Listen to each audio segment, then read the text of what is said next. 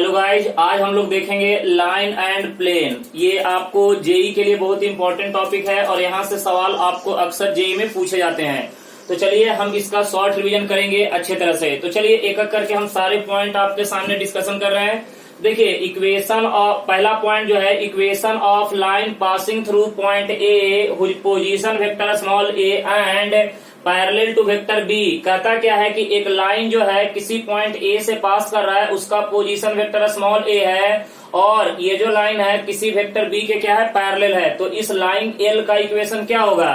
तो vector are is equal to A vector plus lambda times of B vector. इस equation का नाम क्या है? Parametric equation of line. Parametric equation of line. Okay, अब देखिए इसी का हम देखेंगे non parametric equation of line. तो नॉन पैरामेट्रिक इक्वेशन क्या होता है? Vector are minus A vector cross B vector is equal to क्या होता है? Null vector. ये याद रखिएगा, vector are minus A vector cross B vector is equal to क्या हो जाएगा? Null vector. तो this is called non parametric equation of line. This is called non parametric equation of line. Okay, तो guys यहाँ पे ध्यान रखिएगा, ये पैरामेट्रिक इक्वेशन हो गया, ये आपका नॉन पैरामेट्रिक इक्वेशन हो गया। क्लियर है? अब देखेंगे आगे थोड़ा सा।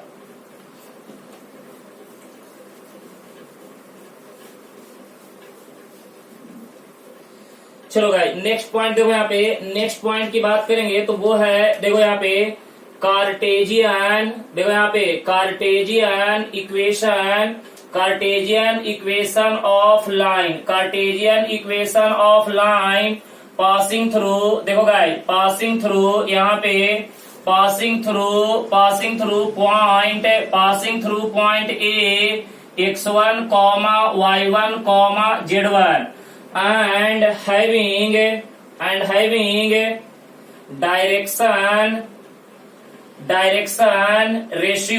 direction ratio a comma b comma c। Then तो अगर मान लेते हैं कि कोई एक लाइन जो है वो किसी point A x1 comma y1 comma z1 से पास कर रहा है, उस लाइन का direction ratio a b c है। तो इक्वेशन क्या होगा? x minus x1 upon A is equal to y minus y1 upon b is equal to z minus z1 upon c। तो गाइस ये आपका क्या हो जाएगा बोलिएगा? Cartesian equation of line. पीछे हमने क्या देखा? Vector equation. अब जरा देखिएगा यहाँ पे बात करेंगे equation of line, equation of line passing through origin, equation of line passing through origin. देखिए यहाँ पे पासिंग थ्रू ओरिजिन, अगर आपका लाइन ओरिजिन से पास करता है तब क्या होगा? पहला इक्वेशन क्या होगा? Vector are is equal to, बोलिए यहाँ पे vector are is equal to lambda times of क्या हो जाएगा? B vector. Vector are is equal to lambda times of B vector, क्योंकि पासिंग थ्रू ओरिजिन में आपका क्या होगा? पासिंग थ्रू ओरिजिन में ए वेक्टर का वैल्यू किसके बराबर? नल वेक्टर के बराबर। ओके, तो vector are is equal to lambda times of B vector. अब देखिए इसके बाद हम बात करेंगे नंबर टू में ये गाइस आपका हो जाएगा पैरामेट्रिक इक्वेशन। ये आपका हो जाएगा पैरामेट्रिक इक्वेशन, ये आपका हो जाएगा पैरामेट्रिक इक्वेशन, राइट ना? तो नॉन पैरामेट्रिक इक्वेशन क्या होगा? Vector R cross B vector is equal to क्या होगा? नल वेक्टर के बराबर। इसे क्या बोलेंगे? Non parametric equation. Non parametric equation, non parametric equation. उसके बाद देखिए नंबर थर्ड में बात करेंगे तो x upon A is equal to Y upon B is equal to Z upon c. ये आपका क्या हो जाएगा? Cartesian equation. ये आपका क्या हो जाएगा? Cartesian equation. देखो गाइस अगर कोई भी लाइन अगर ओरिजिन से पास करेगा तो यहाँ पे ए वेक्टर का वैल्यू किसके बराबर? 0 के बराबर। तो पहला equation vector are is equal to lambda times of B vector. Non parametric equation क्या होगा? Vector R cross B vector is equal to null vector. Cartesian equation क्या होगा? x upon A is equal to Y upon B is equal to Z upon C, right? तो ये आपका equation हो गया passing through origin. Okay, चलिए थोड़ा सा आगे बढ़ेंगे।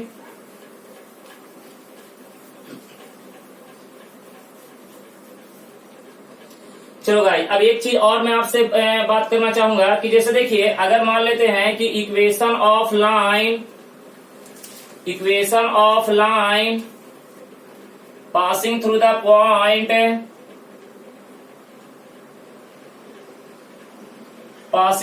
Point capital A x1 comma y1 comma z1 and having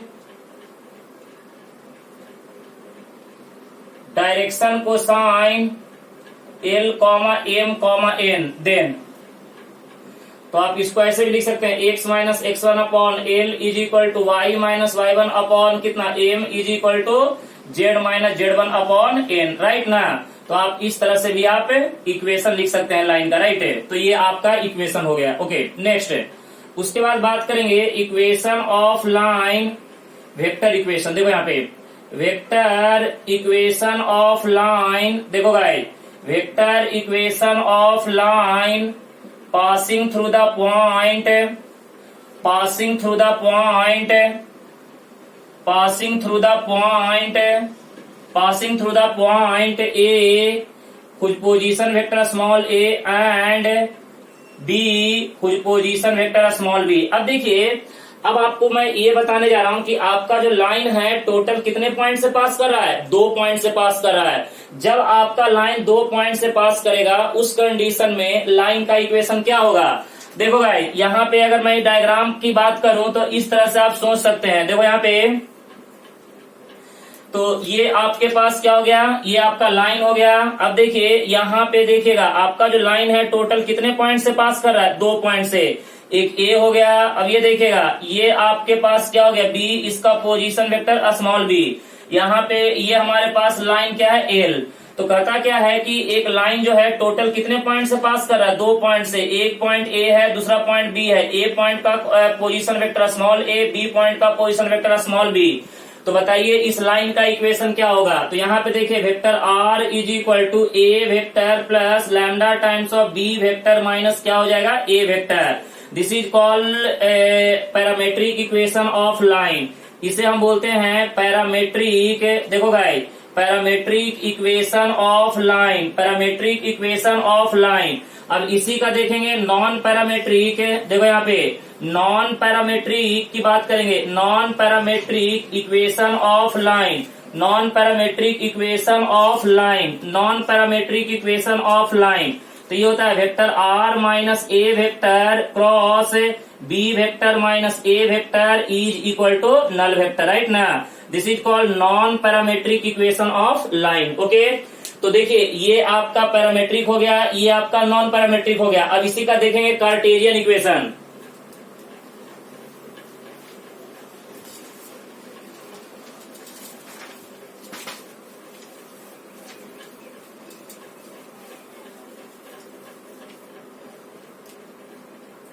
next point देखो गाइस, यहाँ पे बात करेंगे Cartesian, Cartesian equation, Cartesian equation of line, Cartesian equation of line passing through point A whose position vector small A and point B whose position vector small B. Then sorry Cartesian equation ना, तो passing through point ए यहाँ पे लिखेंगे x1 comma y1 comma z1 and B. देखो guys यहाँ पे x2 comma y2 comma क्या हो जाएगा, z2, राइट ना। तो देखिए इक्वेशन क्या होगा, x minus x1 upon x2 minus x1 is equal to y minus y1 upon y2 minus y1 is equal to z minus z1 upon z2 minus z1। तो ये आपका हो गया Cartesian equation of line passing through 2 points, बरोबर है ना। यहाँ पे ये आपका हो गया Cartesian equation of line passing through कितना पॉइंट्स है, 2 पॉइंट्स। क्लियर है सबको। ओके, अब देखिए अब हम थोड़ा सा आगे बढ़ेंगे और देखेंगे नेक्स्ट पॉइंट क्या बोलता है। अब देखो गाइस यहाँ पे एक बात और जान लेना कि अगर तुम्हारे पास एक लाइन है ए, यहाँ पे देखो x1 comma y1 comma z1, उसके बाद b, यहाँ पे देखो x2 comma y2 comma z2, right ना।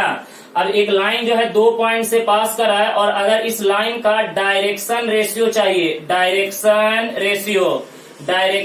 Ratio of line A B, तो अगर इस लाइन का डायरेक्शन रेशियो निकालना है तो आपको करना पड़ेगा x2 minus x1 comma y2 minus y1 comma z2 minus z1। Okay, तो इस लाइन का क्या निकल जाएगा, डायरेक्शन रेशियो। अब जरा देखिएगा next point.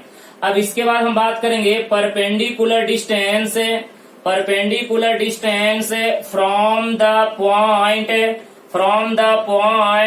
To A line, किसी पॉइंट से किसी लाइन के ऊपर डाला गया परपेंडिकुलर डिस्टेंस। देखिए यहाँ पे, जैसे यहाँ पे एक पॉइंट है P, इसका पोजीशन वेक्टर है अल्फा। इस पॉइंट से गाइस देखो यहाँ पे, इस पॉइंट से ये हमारे पास एक AB लाइन है। इस लाइन का जो इक्वेशन है, इस लाइन का equation vector R is equal to A vector plus lambda times of B vector, right ना।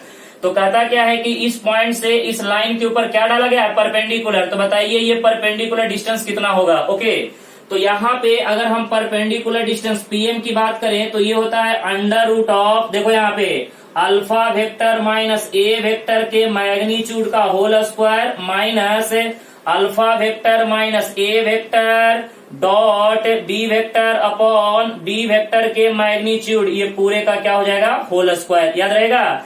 तो देखिए यहाँ पे इस पॉइंट से इस लाइन के ऊपर क्या ड्रॉ किया गया, परपेंडिकुलर। तो ये परपेंडिकुलर डिस्टेंस कितना होगा वो आपको निकाल के बताना है। आपको ये पॉइंट दिया रहेगा, लाइन का इक्वेशन दिया रहेगा, समझ रहे बात। और अगर आपको परपेंडिकुलर डिस्टेंस निकालना है तो क्या कीजिएगा, alpha vector minus A vector के मैग्नीट्यूड का whole square minus alpha vector minus A vector dot B vector upon B vector के मैग्नीट्यूड का होल स्क्वायर, ये पूरे का होल स्क्वायर, राइट ना।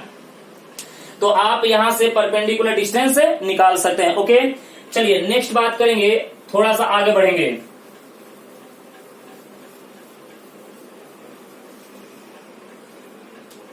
देखो यहाँ पे अब हम बात करेंगे point of intersection. Point of intersection of two lines. Point of intersection of two lines. Point of intersection of two lines. Guys जरा बोर्ड पे ध्यान देना। यहाँ पे देखो हम दो लाइन लेते हैं, x minus x1 upon A1 is equal to y minus y1 upon B1 is equal to z minus Z1 upon C1 is equal to, देखिए ये आपको पहला लाइन का इक्वेशन में दिया। यहाँ पे देखो x माइनस x2 अपॉन में A2 is equal to y minus y2 upon में B2 is equal to z minus Z2 upon C2, ये हम सेकेंड लाइन का इक्वेशन लिए। आपसे सवाल में ये पूछेगा कि गाइस मुझे ये बताओ कि ये दोनों लाइन जब एक दूसरे को इंटरसेक्ट कर रहा है तो बताओ पॉइंट ऑफ इंटरसेक्शन कितना होगा। पॉइंट ऑफ इंटरसेक्शन का कोऑर्डिनेट निकाल के बताओ तो कैसे निकालेंगे। ओके, इन दोनों का हमें क्या चाहिए, पॉइंट ऑफ इंटरसेक्शन। ओके, तो देखिए इन दोनों का पॉइंट ऑफ इंटरसेक्शन निकालना बड़ा आसान है। पहले क्या कीजिएगा, x minus x1 upon A1 is equal to y minus y1 upon B1 is equal to z minus Z1 upon C1, इसको पकड़ लीजिएगा, लैम्डा से कर लीजिएगा। यहां से अब क्या कीजिए, x का वैल्यू निकालिए, तो x इज इक्वल टू कितना हो जाएगा, बोलिए ना, ये x is equal to x1 plus कितना हो जाएगा, A1 लैम्डा। उसके बाद y इज इक्वल टू कितना हो जाएगा बताइए ना, उसके बाद हो जाएगा y1 प्लस कितना हो जाएगा, B1 लैम्डा। और z इज इक्वल टू क्या हो जाएगा बताइए, यहाँ पे z is equal to Z1 plus कितना हो जाएगा, C1 लैम्डा। ओके, तो देखिए यहाँ से x y z निकल गया। अब क्या कीजिए, सुनिए, अब यहाँ से क्या कीजिए, अब ये सेकेंड इक्वेशन लीजिए। Second equation x minus x2 upon में A2 is equal to y minus y2 upon में B2 is equal to z minus Z2 upon C2 is equal to, इसको म्यू से कर लीजिए, राइट। अब यहाँ से क्या कीजिए, देखिए यहाँ पे x का वैल्यू निकालिए, तो ये हो जाएगा कितना, बोलिए ना, x2 plus A2 into mu, y is equal to कितना हो जाएगा, y2 plus B2 into mu, और z इज इक्वल टू कितना हो जाएगा, Z2 प्लस कितना हो जाएगा, C2 इंटू म्यू, बराबर है ना। अब देखिए हमने दोनों इक्वेशन से x y z निकाल लिया। अब क्या कीजिए, दोनों इक्वेशन से x को क्या कीजिए, इक्वेट कीजिए, y को इक्वेट कीजिए, z को इक्वेट कीजिए। तो x को इक्वेट कीजिएगा तो यहाँ पे x1 प्लस कितना हो जाएगा, A1 lambda is equal to x2 plus बोलिए ना A2 म्यू, इसे मान लेंगे इक्वेशन A। उसके बाद देखिए y को इक्वेट कीजिए, y1 प्लस कितना हो जाएगा, B1 lambda is equal to बोलिए यहाँ पे y2 प्लस कितना हो जाएगा, B2 म्यू, राइट ना, ये हो जाएगा इक्वेशन नंबर B। अब देखिए यहाँ पे z को इक्वेट कीजिए, Z1 प्लस कितना हो जाएगा, C1 lambda is equal to यहाँ पे Z2 प्लस कितना हो जाएगा, C2 म्यू। अब देखिए ये हो गया इक्वेशन नंबर C। अब तीन में से कोई दो इक्वेशन को सॉल्व करके क्या निकालिएगा, लैम्डा और म्यू का वैल्यू। तो यहाँ पे लिख लीजिएगा, नाउ सॉल्विंग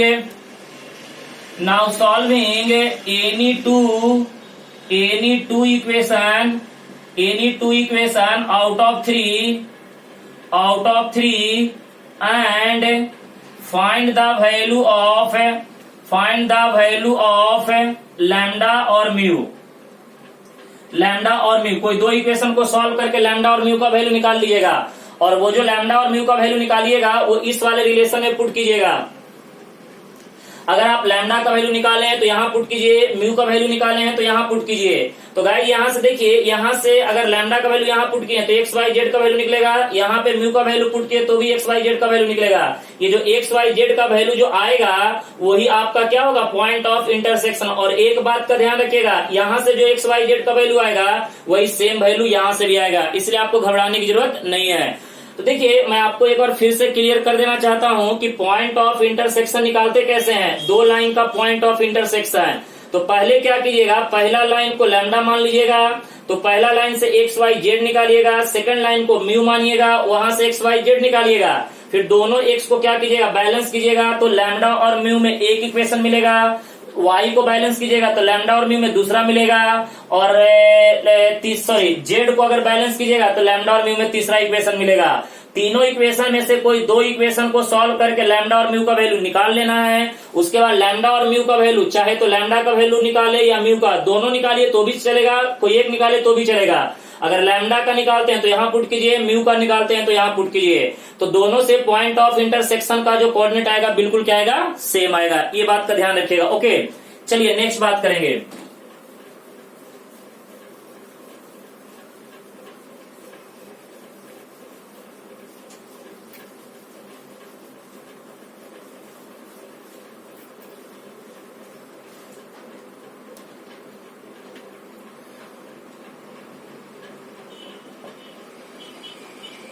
चलो गाइस, अब हम बात करेंगे अस्क्यू लाइंस। अस्क्यू लाइंस आपको तो पता है, अस्क्यू लाइंस क्या होता है, when two lines are neither parallel nor intersecting is called askew lines, right. अब देखो गाइस, अब हम बात करेंगे शॉर्टेस्ट डिस्टेंस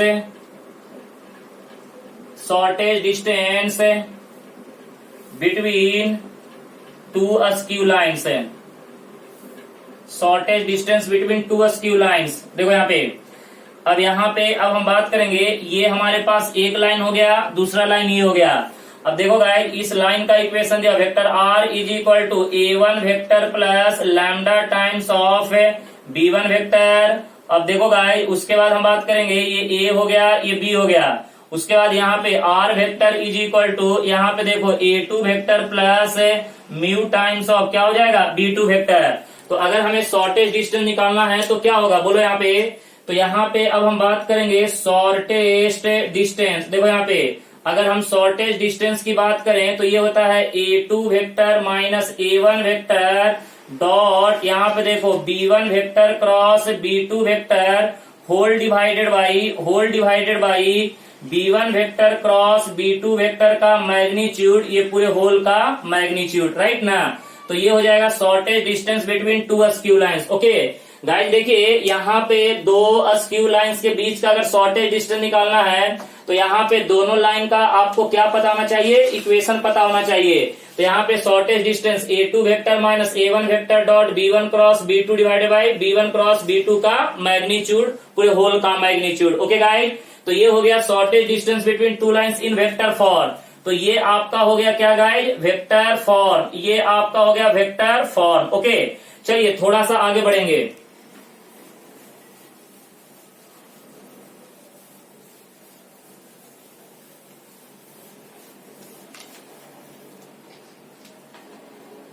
अब हम बात करेंगे शॉर्टेज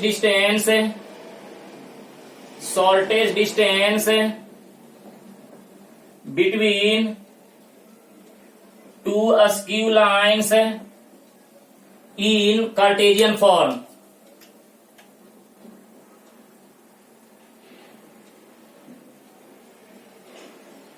इन कार्टेशियन फॉर्म, ओके। देखिए यहाँ पे x minus x1 upon a1 is equal to y minus y1 upon b1 is equal to z minus z1 upon c1, ये हमारे पास पहला लाइन है। दूसरा line x minus x2 upon a2 is equal to y minus y2 upon b2 is equal to z minus z2 upon में c2, ये हो जाएगा सेकंड लाइन। ओके, अब गाइस यहाँ पे दो लाइन का इक्वेशन दिया हुआ है और बोला है कि शॉर्टेज डिस्टेंस निकालो। तो यहाँ पे देखो शॉर्टेज डिस्टेंस है, यहाँ पे अगर हम बात करें शॉर्टेज डिस्टेंस तो गाइस ये होता है determinant x2 minus x1 y2 minus y1, उसके बाद यहाँ पे देखो z2 minus z1, right, z2 minus z1, उसके बाद a1 b1 c1, उसके बाद a2 b2 c2। Okay guys, whole divided by नीचे में क्या होता है स्क्वायर रूट ऑफ, बोलो ना स्क्वायर रूट ऑफ, बोलो यहाँ पे देखो यहाँ पे ये होता है यहाँ पे a1 b2 minus b1 a2 इसका होल स्क्वायर प्लस है,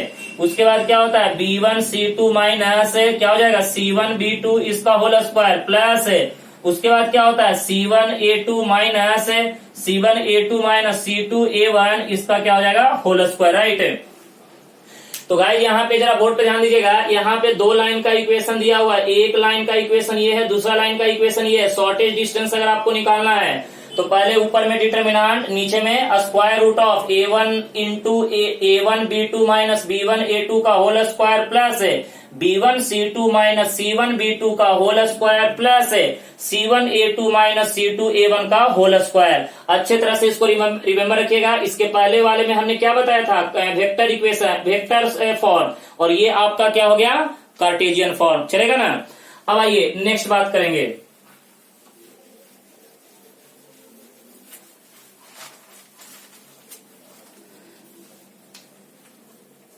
अब देखिए यहाँ पे सुनिए, तो भाई साहब जरा देखिएगा ध्यान से, यहाँ पे अगर आपसे बोला है व्हेन टू लाइन्स और इंटरसेक्ट ईच अदर, अगर दो लाइन एक दूसरे को क्या करता है इंटरसेक्ट करता है। देखो यहाँ पे अगर दो लाइन एक दूसरे को इंटरसेक्ट करता है गाइस, तो बताओ शॉर्टेज डिस्टेंस क्या होगा, बोलो ना। शॉर्टेज डिस्टेंस क्या होगा, 0 के बराबर, सिंपल। शॉर्टेज डिस्टेंस क्या होगा, 0 के बराबर, राइट ना। तो देखिए यहाँ पे कंडीशन क्या है, कंडीशन ये देखिएगा कंडीशन, तो कंडीशन ये है यहाँ पे x2 minus x1 y2 minus y1 z2 minus z1, उसके बाद a1 b1 c1, उसके बाद a2 b2 c2 is equal to क्या हो जाएगा 0 के बराबर, राइट ना। तो ये हो जाएगा कार्टेशियन फॉर्म। वेक्टर फॉर्म क्या होगा बताइएगा, वेक्टर फॉर्म होगा, बोलिए ना a2 vector minus a1 vector dot यहाँ पे b1 vector cross b2 vector is equal to क्या हो जाएगा 0 के बराबर। तो ये हो जाएगा वेक्टर फॉर्म। तो देखिए अगर आपसे कहीं पे भी बोला है कि दो लाइन एक दूसरे को इंटरसेक्ट कर रहा है, तो आंख बंद करके शॉर्टेज डिस्टेंस 0 कर दीजिएगा। और जब शॉर्टेज डिस्टेंस 0 होगा तो आपका कंडीशन क्या निकलेगा, कार्टेशियन फॉर्म में निकलेगा x2 minus x1 y2 minus y1 z2 minus z1 a1 b1 c1 a2 b2 c2 is equal to 0। अगर वेक्टर फॉर्म में देखना है तो a2 vector minus a1 vector dot b1 cross b2 is equal to 0 के बराबर। Okay guys, तो ये बात हो गया। अब आइए नेक्स्ट पॉइंट देखेंगे।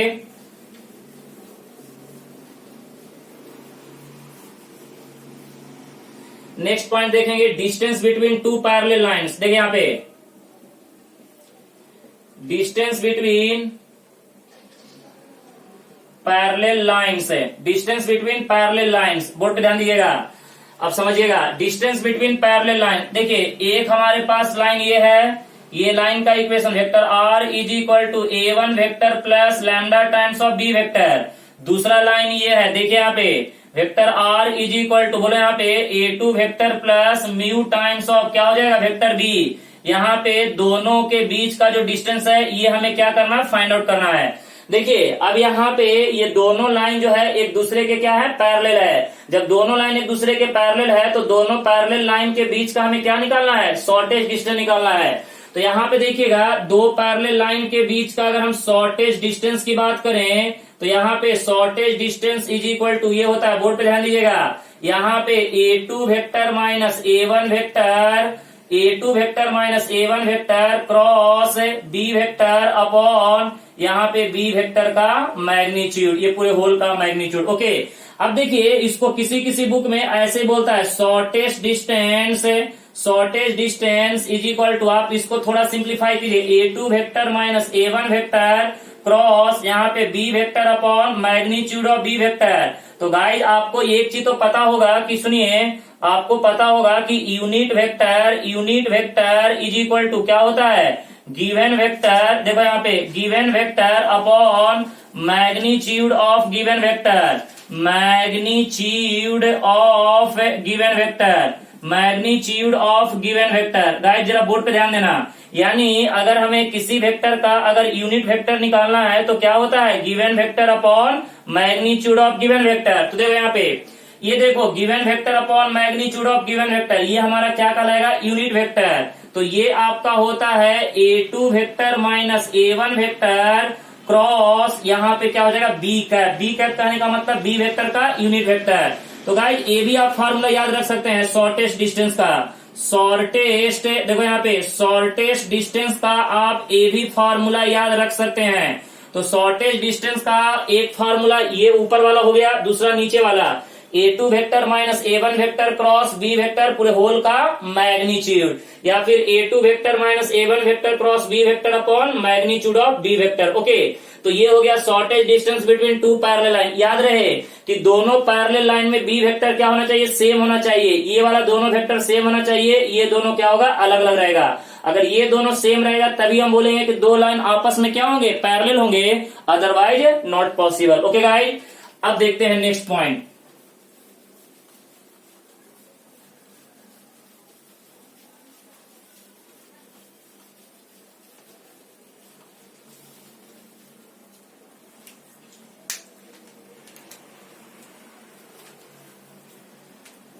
अब देखो एक सवाल तुमसे पूछेगा, फुट टॉप परपेंडिकुलर। ओके,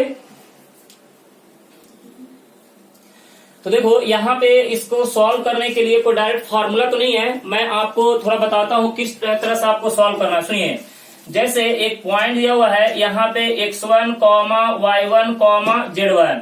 अब यहां से देखिएगा इस लाइन के ऊपर क्या ड्रॉ किया गया, perpendicular, x minus x1 upon a1 is equal to y minus y1 upon b1 is equal to z minus z1 upon c1, right ना। अब देखिए यहाँ पे m, इसको पकड़ लेंगे x, y, z।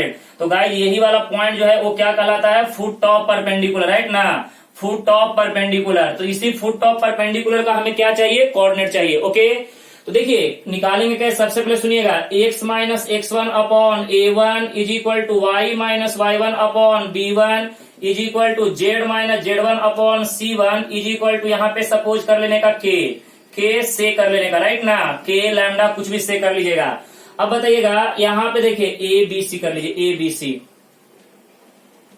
तो देखो गाइस यहाँ से x का वैल्यू निकालोगे तो कितना हो जाएगा, x1 प्लस कितना हो जाएगा a के, उसके बाद y इज इक्वल टू कितना हो जाएगा, बोलो यहाँ पे y1 प्लस कितना हो जाएगा b के, और z इज इक्वल टू कितना हो जाएगा, बोलो ना z1 प्लस कितना हो जाएगा c के।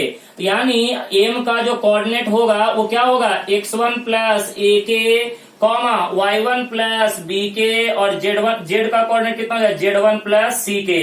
अब सवाल ये उठता है कि एम का कोऑर्डिनेट यानी फुट टॉप परपेंडिकुलर का कोऑर्डिनेट निकालने के लिए किसका वैल्यू निकालना पड़ेगा, के का निकालना पड़ेगा। ओके, तो के का वैल्यू निकलेगा कैसे, तो यहाँ पे देखिए इस लाइन को हम पकड़ लेते हैं ए बी, लाइन को पकड़ लेते हैं ए बी। तो अब आपको क्या करना पड़ेगा, यहां से सुनिए मैं पूरा प्रोसीजर समझाता हूं। Direction ratio of line A B, पहले ए बी का डायरेक्शन रेशियो कितना है, ए बी सी। उसके बाद क्या करने का, direction ratio of line PM का डायरेक्शन रेशियो कितना होगा गाइस, बोलो ना, x1 माइनस x, उसके बाद क्या होगा y1 माइनस y, उसके बाद z1 माइनस z, बराबर है ना। अब देखिए ए बी का निकल गया, पीएम का निकल गया। अब यहाँ पे देखिए ए बी परपेंडिकुलर टू क्या हो जाएगा, पीएम। जब A B perpendicular to PM, जब दो लाइन परपेंडिकुलर होते हैं तो कंडीशन आपको पता है ना, क्या होता है, a1 a2 plus b1 b2 plus c1 c2 is equal to 0, यही होता है ना। तो A1 A2 B1 B2 C1 C2, तो यहाँ पे क्या हो जाएगा, ए यहाँ पे x1 minus x plus B, बोलो यहाँ पे y1 माइनस वाई प्लस यहाँ पे c z1 minus z is equal to 0। अब गाइस जरा देखो यहाँ पे, अब तुम यहाँ पे देखो a, यहाँ पे देखो a into x1 minus x, x का वैल्यू कितना है, बोलो यहाँ पे, बोलो ना x1 प्लस a के, यही है ना, x1 प्लस a के, तो यहाँ पे पुट कर देना, यहाँ पे x1 प्लस कितना हो जाएगा a के बराबर है ना, plus b into y1 minus y का कीमत कितना है y1 प्लस b के, यहाँ पे y1 प्लस कितना हो जाएगा b के, राइट ना, उसके बाद प्लस c, यहाँ पे देखो ये कितना हो जाएगा z1 माइनस z का कीमत कितना है z1 प्लस c के, यहाँ पे z1 प्लस कितना हो जाएगा c के, ओके, इज इक्वल टू 0। यहाँ से सॉल्व करके किसका वैल्यू निकाल लेंगे, k का, इसको सॉल्व करेंगे किसका वैल्यू निकलेगा, k का, जो k का वैल्यू निकलेगा, k का वैल्यू कहाँ पुट करने का, इस वाले कोऑर्डिनेट में, तो आपको फुट टॉप परपेंडिकुलर का क्या मिल जाएगा, कोऑर्डिनेट मिल जाएगा। ओके गाइस, फिर से एक बार मैं समझाना चाहूंगा कि अगर आपको फुट टॉप परपेंडिकुलर निकालना है तो सबसे पहले लाइन के इक्वेशन को कोई एक रियल नंबर सपोज कर लीजिए, के लैम्डा म्यू कुछ भी सपोज कर लीजिए। सपोज करने के बाद एक्स वाई जेड का वैल्यू निकाल लीजिए, तो एक्स वाई जेड का वैल्यू, जो एक्स वाई जेड का वैल्यू निकाले वही एक्स वाई जेड का वैल्यू क्या कहलाएगा, एम का कोऑर्डिनेट। लेकिन सवाल उठता है कि इसमें एक अननोन पैरामीटर आ गया, वो अननोन पैरामीटर क्या है, के। तो के का वैल्यू निकालने के लिए आपको क्या करना पड़ेगा, लाइन का डायरेक्शन रेशियो और परपेंडिकुलर लाइन का डायरेक्शन रेशियो निकाल लीजिएगा, फिर दोनों का प्रोडक्ट का सम क्या करिएगा, 0 के बराबर, तो वहां से आपको क्या प्राप्त हो जाएगा, के का वैल्यू। और जैसे ही के का वैल्यू प्राप्त होगा, के का वैल्यू यहाँ पे पुट कीजिएगा, तो आपको फुट टॉप परपेंडिकुलर का क्या मिल जाएगा, कोऑर्डिनेट मिल जाएगा। ओके गाइस, तो ये आपका इंट्रोडक्शन का जो पार्ट था यानी लाइन का, वो आपको इंड हो गया। ओके गाइस, ठीक है, तो आगे हम वीडियो लेक्चर में फिर से हम मिलेंगे।